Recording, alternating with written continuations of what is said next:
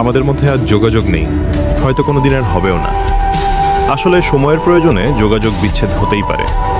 পরিস্থিতি মানুষকে আলাদা করে দেয়, সম্পর্কটাও হয়তো একসময় ছিন্ন হয়ে যায়, কিন্তু মনের গভীরে জমা থাকা সেই ভালোবাসাটা ঠিকই থেকে যায়। মানুষ বদলে যায়, কথা বলা বন্ধ হয়ে যায়, কিন্তু স্মৃতিগুলো তো আর মুছে ফেলা যায় না।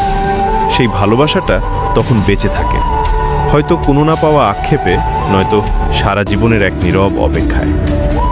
জানতাম একদিন আমাদের বিচ্ছেদ হবে, আমরা দুজন আলাদা দুটি পথে হাঁটব, কিন্তু সেই আলাদা হওয়াটা যে এতটা রক্তাক্ত আর যন্ত্রণার হবে তা কোনোদিন কল্পনাও করিনি। প্রিয়সী, আরেকবার দেখার খুব ইচ্ছে ছিল, কার্গো জানি ওটাই হবে আমাদের শেষ দেখা। হয়তো আজ আমরা যার যার জায়গায় ব্যস্ত, তবুও মাঝরাতে যখন পুরনো কথা মনে পড়ে তখন বুঝি সম্পর্ক শেষ হলেও মানুষের প্রতি মানুষের টান কখনো শেষ হয় না। তুমি পাশে নেই তাতে কি, তোমার ভালোবাসাটুকু তো আমার সাথেই রয়ে গেছে।